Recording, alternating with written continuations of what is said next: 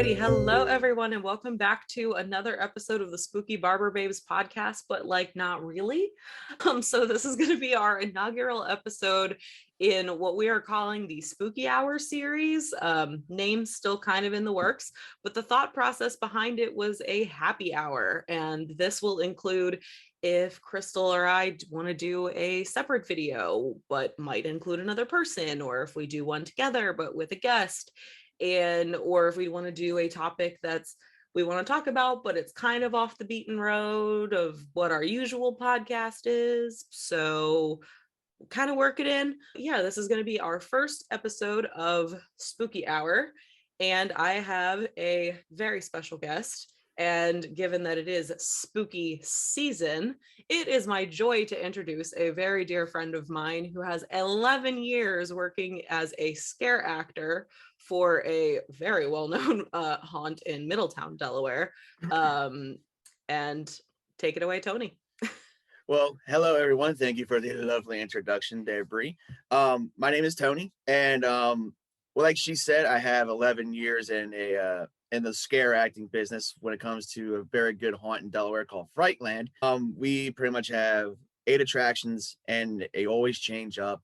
It's probably one of the hardest jobs I've ever done, but in that same sense as I love Halloween and I love the scare, it's the funnest job I think I've ever had to do, and the pleasure to do it and get paid money to do it. So tell us a little bit about Freightland, other than the fact that it's the 8 attractions and stuff that you told us. It's been around for quite a while, yes? Yes. Actually, this season we are celebrating our 25th anniversary. So it started around around the 90s. I can't put an exact date on it, but it started around the 90s.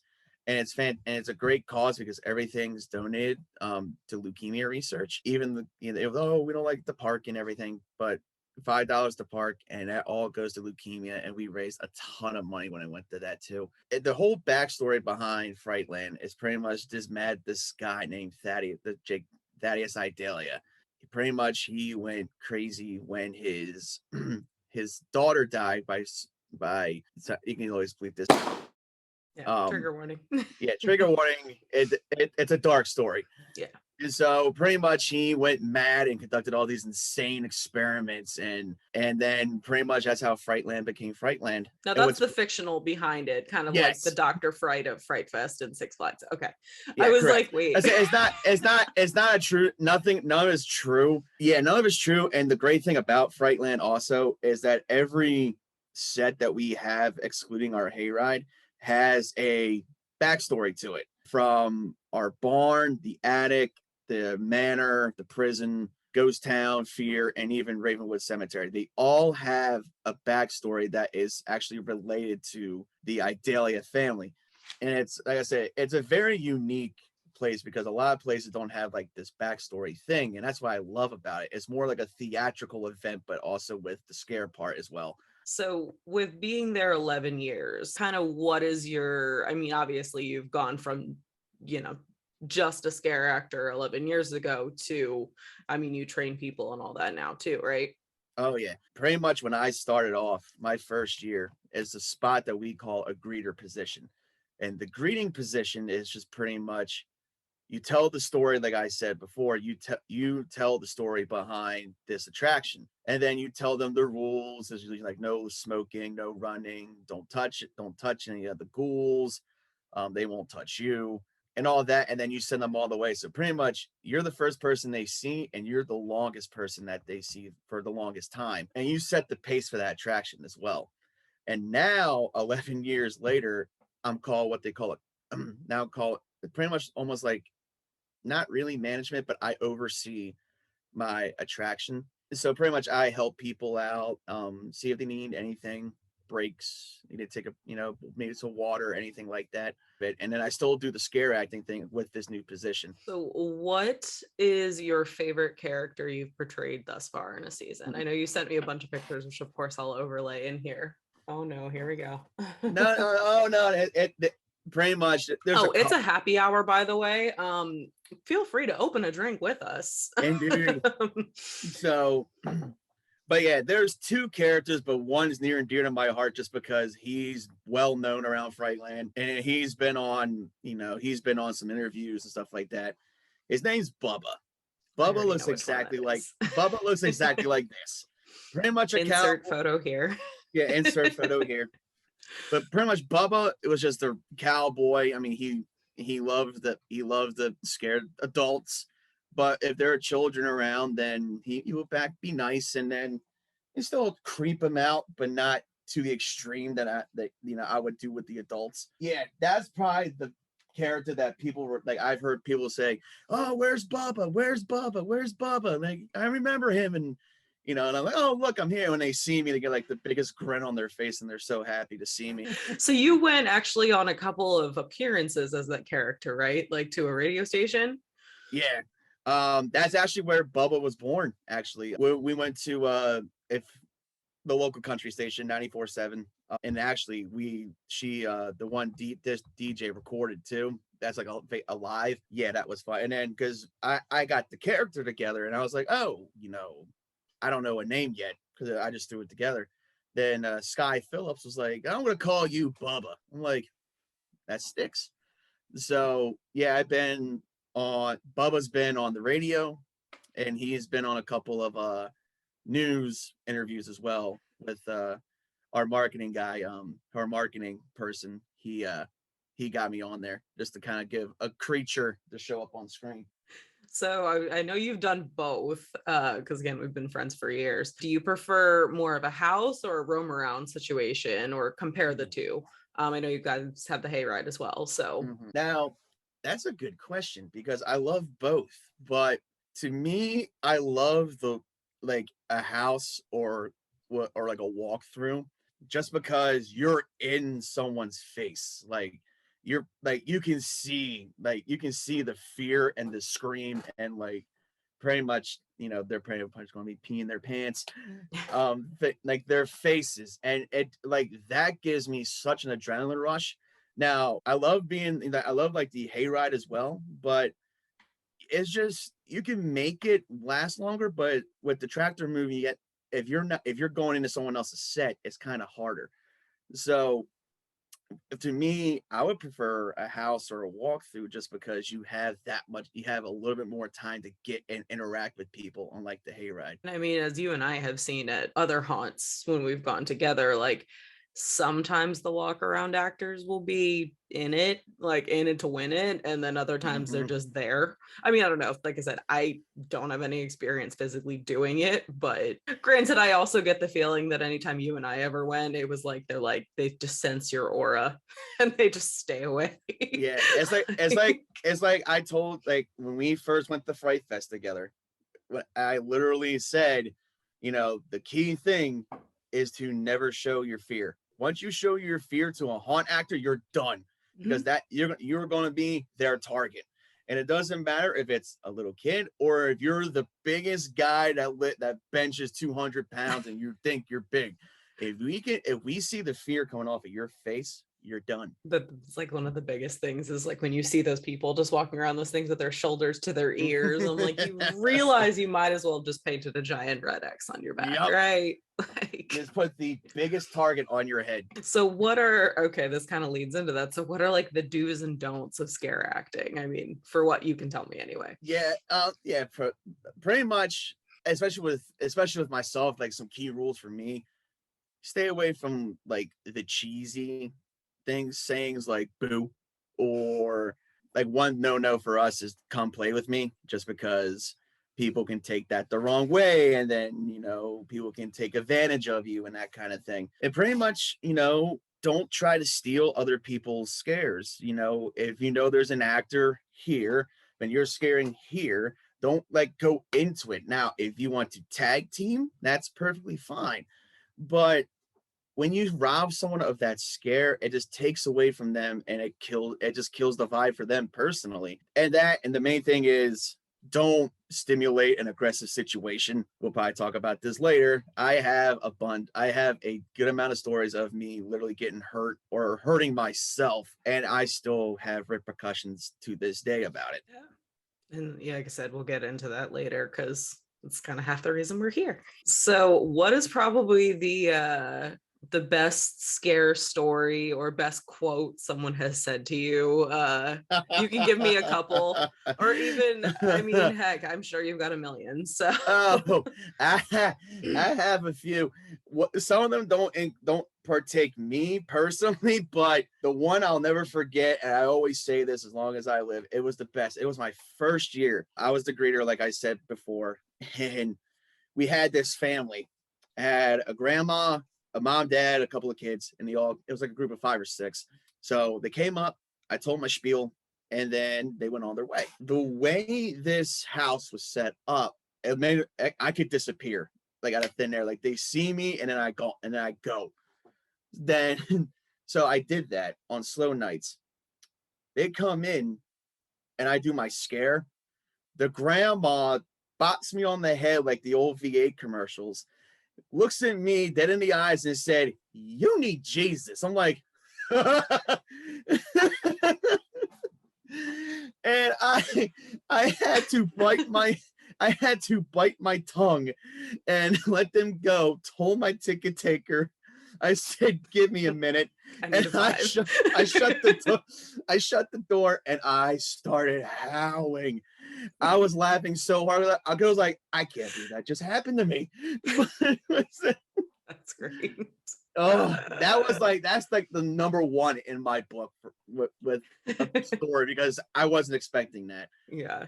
Now, I also remember, I want to say it was last year because it was the COVID season. I was in one of our sets and I was Bubba. I was leaning up against the bar, and I had my hat tilted down. That's why they couldn't really see my face, and he thought I was just a mannequin. And my girl on the bar got this woman so bad. She was probably like a 5'6" woman. I saw a 5'6" vertical to 5'6" horizontal in like a second. And she hit hard. Like it was a thud on the hardwood floor. And and of course I'm like, is she okay? Is she gonna move? So you said something about earlier, you said something about family and kids. So what do you think is an appropriate age for haunts? Obviously, people are going to do what they're going to do. Right. They're going to go against their better judgment and bring children that it might not necessarily be an appropriate event for. But what do you as a scare actor think is an appropriate age? To me, because with this, I have 3 levels. Because there are some people that do bring newborns into haunted houses. So, oh yeah, like Traumatize them young, guys. Traumatize them young. there's a few times that I had to like turn something off. That's why a wheelchair could try to go through our stuff. Not a wheelchair, a stroller, sorry. But with that, I don't do anything. I just stand there, I look at them, and they look at me, but I don't do anything. Now, for toddlers, I'll do like a creepy movement. I'll wave at them. I'll be nice to them, but I'll be like in that creepy tone of voice and everything. Now, for me to go full force and I know that you can handle it, I would say like 12 to 13 and up. That's because you're in that getting close to that teenage, middle school, high school age, that if you come through and we are, and if you get someone who is very good at their job and can very like be traumatizing, then and scary, then we know you could handle it. Yeah.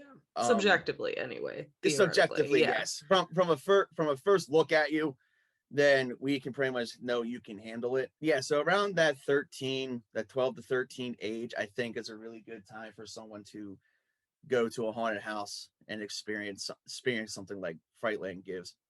Because I'm pretty sure even Universal and Busch Gardens both recommend not anything under the age of 13 for that reason. Yeah. Because obviously those can be very over the top. Yeah, I mean, your budget's a lot higher. Yeah, it's just pretty much, if you're going to stuff like the extreme haunts, then definitely 18 and up when you know. Yeah. But stuff for like your family haunts, like I know there's Bates Motel, Penhurst Asylum, Frightland, 301 Devil's Playground, like those kind of places, then yeah, like 13 and up is it's a good place.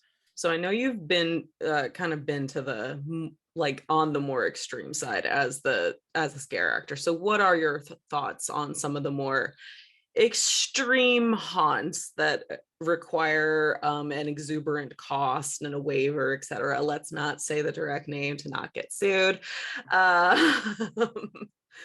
because I've heard he's pretty good about doing that. With the extreme haunts, like the one I have done, it's something completely different. It's not like anything you will ever experience. And when I go to these other places, yeah, I love going to haunted houses. That will never die. But it kind of like numbs me that like these scares now, except for like, the sudden impact, which will get a startle out of me and flinch. But I mean, the thing is just if you want to try it, go ahead. But you just have to get into the mindset. These types of haunts are meant to literally break you down mentally. To the point And of yeah, when like you're going to feel like you just did a marathon mentally and you're going to be exhausted. I'll put a link in the description below as an example of one of those. Yeah, I don't know how much therapy could combat something to that nature. Well, I mean, perfect example, like my friend who we did it with, Shelby, there was a part in the haunt that we did that she was on a dentist chair, leaned back. And since it was supposed to be like this post-apocalyptic, like game show thing, I technically won the first thing. So I had to like literally waterboard her, and she couldn't sleep on her back for like 3 weeks because of it. And it was dark. So I could like I guess they only had like the washcloth like from here up. I couldn't see it. And so when I was pouring the water bottle on her face, she gagged. I was like, like it's a good thing you guys are friends, cause yeah, that's one way to ruin a friendship. But that's what I was saying. Like, it's a completely different experience with this extreme stuff. And there's some haunts that even do blackout or extreme nights for like one night, so you get that really extreme like haunt style, but it's at a place that we just had to take a moment and laugh because I barely have taken a sip out of my damn beer, and of course we'd be on camera and my chest would decide to have a major freak out. So don't mind that. I'm totally fine, I promise. So basically, between the extreme haunts and the family haunts, I obviously know that the major difference is the extreme ones you have to kind of pay into it a little bit, and then obviously there's a waiver that comes with it. What are kind of where's the line, I guess, between the family haunts and the extreme haunts? Obviously the extreme haunts, they're touching you, like no questions asked. But that's pretty much the line, is the touching aspect. To me personally, in my opinion, because at a family haunt, yeah, they could probably like graze your shoulder to like mess with your hair, or like a lot of times when I wear my hat, they'll take it off, turn it back, and flip it on, put on backwards. They'll do that. But with the extreme aspect, they are grabbing you. Like, they are grabbing you. They can take you away from someone. I remember like the couple times that we did an extreme night, we did a blackout night that, I would do like the fake, like have my arm down here so it looks like I'm holding him and dragging him away. So that to me is the line between a family haunt when they can just like graze you or like touch you, like very lightly touch you, to the extreme where they're like forcibly taking you away from something or grabbing you, or like just pretty much in a sense manhandling you. So out of the haunts you've been to, and obviously the one that you work for kind of has its own kind of ranking, but what would you say the favorite haunt that you've been to outside of the one you work for is? Oh, that's a good question. Because to me, I love when they get an old building like Eastern State Penitentiary or Rest in Penhurt. peace, no pun intended. Rest in peace. I know. But I'm excited for I'm actually going to go to their Halloween night thing, because that looks like fun. But places like Pennhurst, Eastern State Penitentiary, that pretty much convert the pretty much use the surroundings, even like the Queen Mary haunt on the ship. They create this atmosphere and they use the building to their advantage and they use stuff from the building. I think that creates to me a more different experience, and those always top for me. So Pennhurst is a great haunt to go to. I go there. I try to get there every single year. I live Eastern an State. hour from it now. There you go. So Eastern State, when Terror Behind the Walls was around, that was awesome as well. That's definitely up in the top 5 for me. There was this place, I want to say it's the Devil House out in Pittsburgh that I'd been to, and it was a very low budget kind of haunt, but the actors were great, and that's all that it takes. Like, you can put animatronics all over the place and think you got a great haunt, but nothing will compete with flesh and blood charging at you and getting in your face. It's flesh, yeah, and that's like Double House, that's another one. Those would definitely be my top 3 if I had to choose, for sure. So bucket list haunts, name your top 3. I already know 2 of them. I say, come on, like my top 1's Halloween Horror Nights. Yeah. So that's numero uno on my bucket list. There's that one. I would also love to, what's the other one? Because there's actually quite a few. Yeah, definitely Universal. That's like major. What was the other one you were thinking of? Both the Busch Gardens, Howl-O-Scream. Oh yeah, Howl-O-Scream. Yeah. So I know you voiced a interest in that a few years ago and going, and then we just never could make it work. Right. But yeah, there's that, and then top 3 for the last one. Oh, there's this one down, I think it's in Georgia, called Nevermore, and it's apparently like number 1, like intense and terrifying. It's amazing. It's like a great thing. I hear all kinds of great reviews. I've seen videos, so definitely that would be number 3. So I was gonna say, this kind of is gonna lead into our last little bit. People are the worst. What is your biggest pet peeve during Fright season? Biggest pet peeve is pretty much is when, like, I'm trying to put this nicely. It's pretty much is when you call actors out. Like, let's say I'm standing in a corner and you're the first one to come around and you see me. Oh, there's someone over there. Like, really, dude? Yeah, you see me. Don't ruin the experience for anyone else. I always hated that, especially even going to different haunts, and I've been in groups with people that do that.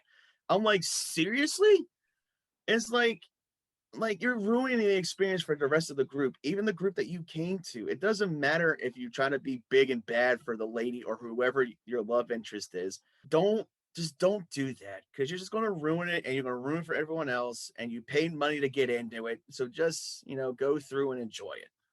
And I think you even kind of broke it down for me the one time too, the one house that we went through when we went to Six Flags. Like, everybody was bottlenecking and people were just ruining it because they didn't want to proceed forward. Right. And there's a lot of things, but that's like the biggest one for me. It's a big pet peeve of mine. So I was going to say, and I know, because I know you post, you're very passionate and post about this every year. Shelby's very passionate and post about this. Kat does.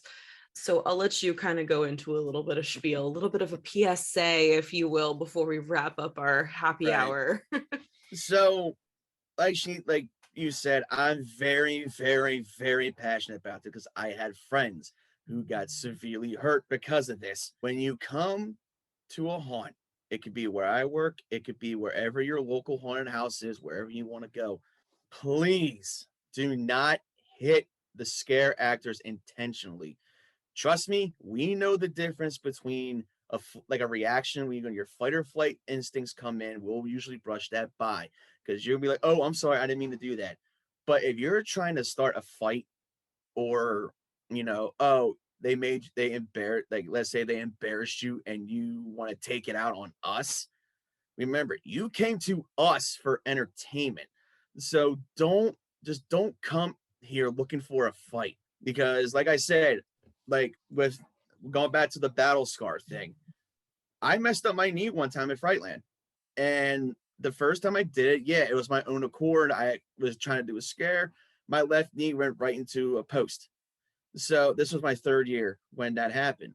But then a couple of years ago, when I was in the greeting position again, I did my thing, and then someone just donkey kicked me right into my bad knee, and it's still messed up. I'm one of those people now that know when the rain's going to come in because I can feel it in my joints. So and you're almost 30, so like, and let me I'm please. Yeah, do I have to put my age on this day on this kid? But just don't come to your local haunted house looking for a fight. Come through, enjoy your evening. We want to entertain you. We want to scare you. We're not trying to do anything more. We're just there to entertain you guys. I put it this way, like, you wouldn't attack a Broadway singer if you didn't like the person that was playing the lead role. You Right. would sit there and enjoy the show. Right. And if you didn't, I mean, well, that's on you because those tickets are hella expensive. So, Shit. but you wouldn't just straight up donkey kick the Broadway, the singer playing Christine just because like you didn't like how she looked. Right. Exactly. Yeah. It's a bad look on you. And if we catch you doing that, you're going to get kicked out. Possibly assault charges. Yeah. And so you're going to get kicked out, and security is going to get you. And if, there's no, in a lot of haunts, there's no refunds. So you just went through, let's say, one attraction and ruined it for the rest of the night because you wanted to be dumb. Well, thank you so much, Tony, for giving us a bunch of insight. Obviously, being spooky season, that is why I wanted to have a scare actor on here, because I can imagine some of you guys might be going to those things. If those of you are in the Delaware area, Tony, how long does Freightland run this year? We have 10 more days. So we are open now Thursday, Friday, Saturday, Sunday for 2 weeks. So this week and the week after, so this week and Halloween weekend. And then our last weekend is the first weekend in November. So yeah, definitely come on out and you will have probably one of the best times of your life with us. And as you said, proceeds go to a good cause. A lot of it goes to leukemia research. So of course, that's very important. So yeah. So thank you guys so much for coming to this spooky happy hour. We don't really know what it's going to be called. I don't know how happy we're going to be getting in this happy hour if this happens on camera every time, but you know what? You got to change up your alcohol. Apparently, I don't even know. I apparently. And thank you again, Tony, for joining us, because this was fun. I definitely knew I wanted to have you on at some point. I just didn't know what the context of the thing is. So we hope to do a lot more of these. But I know Tony's into a lot of the same stuff that Crystal and myself are in. So we've talked about having. Couldn't tell. Yeah, he's got a lot of but I honestly, though, a lot of the stuff behind me he also is kind of at fault for. So yeah that and your actually I was gonna say I finally have them hung up, but you can't really see the two on the bottom there. He got me at the one on this side is Stu from Scream, and then the other side is Alexander Breckenridge. But he got me those at a convention when I was homesick with food poisoning, because I was supposed to be going to said convention. So, and the best Matthew Lillard video ever. I still keep that 8-second video on every single one. All right, you guys. Well, we will see you guys on our next scheduled episode. We have no idea when that is going to be. But until then, stay spooky, and we will see you guys later. Bye. See you guys.